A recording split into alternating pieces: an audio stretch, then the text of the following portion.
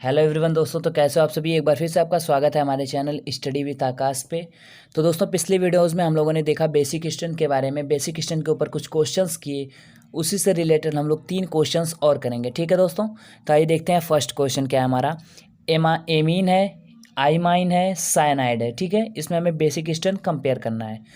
तो जिसमें हमें बेसिक स्टैंड देखना होता है वो नाइट्रोजन के ऊपर लोन पेयर के बेस पे देखते हैं। ठीक है, तो मैं आपको अगर याद दिला दूँ एक बार कि हम बेसिक स्टैंड कैसे देखते हैं। तो बेसिक स्टैंड जो था, इसमें देखिए बेसिक स्टैंड थी directly proportional two electron density on the nitrogen atom. ठीक है, अब क्लियर हो गया। लेकिन जो हम लोगों ने क्वेश्चन लिया है, इसमें हम लोगों ने नाइट्रोजन का हाइब्रिडाइजेशन निकाल लिया है। हाइब्रिडाइजेशन से हमें हेल्प मिली इलेक्ट्रोनिगेटिविटी आर्डर पता करने में, और उससे हमने बेसिक स्टैंड निकाल लिया। ठीक है, अब देखिए बेसिक स्टैंड का आर्डर जो होता है वो sp2 sp3 left to right जाने पे इलेक्ट्रोनिगेटिविटी घटती है। ठीक है, sp का सबसे ज़्यादा, sp2 का उससे कम, sp3 का उससे कम। अब यहाँ पे देखिए एमीन है, इमाइन है और साइनाइड है।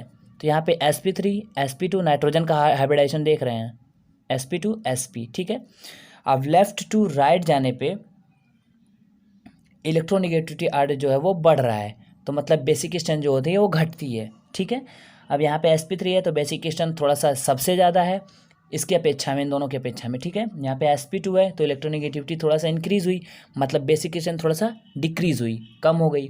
sp का इलेक्ट्रोनिगेटिविटी पावर यहाँ पे देखिए सबसे ज़्यादा होता है, तो सबसे बेसिक स्टैंड जो हो गया सबसे कम हो गया। क्यों? क्योंकि मैं आपको दिखा दूँ, पिछली वीडियो में हम लोग ने देखा था basic strength is directly proportional, inversely proportional to electronegativity. ठीक है, मतलब इलेक्ट्रोनिगेटिविटी बढ़ेगी तो बेसिक स्ट्रेंथ कम होगा। तो ये तो हमारा क्वेश्चन सॉल्व हो गया। अब देखिए दूसरा क्वेश्चन, यहाँ पे देखिए ये स्ट्रक्चर है, यहाँ पे 2 नाइट्रोजन, यहाँ पे 1 नाइट्रोजन 1 ऑक्सीजन, यहाँ पे 1 नाइट्रोजन।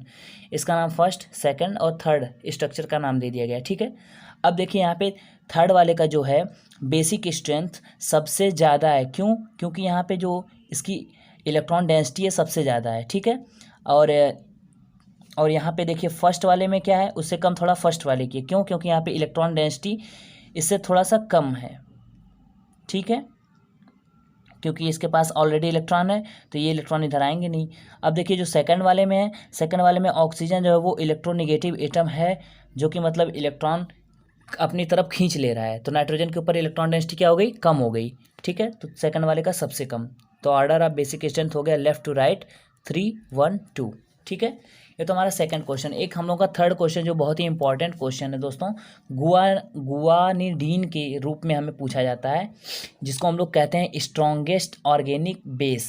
ठीक है, अब यहाँ पे देखिए 3 स्ट्रक्चर्स दी हुई हैं, इसमें हमें बेसिक स्ट्रेंथ कंपेयर करना है। ठीक है, अब देखिए हम लोगों ने यहाँ पे नाइट्रोजन को जो है B1 B2 B3 का नाम दे दिया है। ठीक, फर्स्ट वाले स्ट्रक्चर में क्या है, यहाँ से लोन पेयर जब रेजोनेंस में जाएगा तो यहाँ पे सिंगल बॉन्ड के ऊपर जाएगा, ये डबल बनेगा, डबल जाएगा इस कार्बन के ऊपर सिंगल बनेगा। ठीक, अब यहाँ पे देखिए इस जो यहाँ पे देखते हैं, ये इस नाइट्रोजन का नाम हम लोगों ने B1 रखा है। ठीक, इसका नाम B2 रखा है।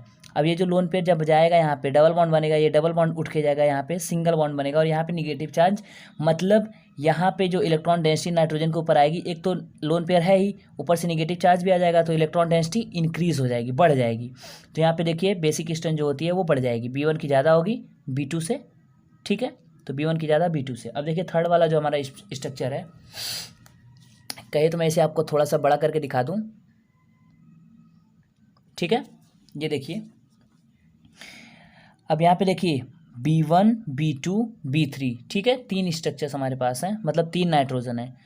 B1 पर देखिए कैसे, ये जो है डबल बॉन्ड से लगा हुआ है जो नाइट्रोजन के ऊपर लोन पेयर, ये तो रेजोनेंस में आएगा नहीं, बट ये जो लोन पेयर है ये जा सकता है, इस पे जाएगा, ये डबल बनेगा, डबल जाएगा, इसके ऊपर सिंगल बन जाएगा, इसके ऊपर negative charge plus lone pair हो जाएगा, इसकी एक बार बेसिक स्ट्रेंथ फिर से बढ़ गई, मतलब इलेक्ट्रॉन डेंसिटी फिर से बढ़ गई। ठीक, अब देखिए जब B2 वाला जाएगा नाइट्रोजन का लोन पेयर, फिर ये सिंगल के ऊपर जाएगा तो ये डबल बनेगा, ये डबल उठ के फिर इसके ऊपर जाएगा तो फिर इसके ऊपर निगेटिव आ गया, मतलब इसका जो मतलब इलेक्ट्रॉन डेंसिटी है इसके ऊपर डबल बढ़ रही है। ठीक है, इससे भी बढ़ रही है, इससे भी बढ़ रही है, मतलब B1 का जो होगा इलेक्ट्रॉन डेंसिटी सबसे ज़्यादा होगा, बेसिक स्ट्रेंथ सबसे ज़्यादा होगा। ठीक, और B2 का और B3 का जो होगा वो दोनों का बराबर होगा। क्यों? क्योंकि इससे भी इलेक्ट्रॉन जा रहे हैं, इससे भी इलेक्ट्रॉन जा रहे हैं। ठीक है, और थर्ड वाले को हम लोग कहते हैं गुआनिडीन, जो होता है हमारा स्ट्रॉन्गेस्ट ऑर्गेनिक बेस। तो दोस्तों ये था हम लोगों का महत्वपूर्ण इंपॉर्टेंट क्वेश्चंस। और एक क्वेश्चन मैं आपको और कराऊंगा जो अगली वीडियो में हमारा होगा, कि why guanidine is the strongest organic base. तो इस वीडियो में इतना ही, बाकी मिलते हैं नेक्स्ट वीडियो में। अगर चैनल पर नया हो तो चैनल को सब्सक्राइब जरूर करिए दोस्तों, ठीक है। थैंक यू, धन्यवाद।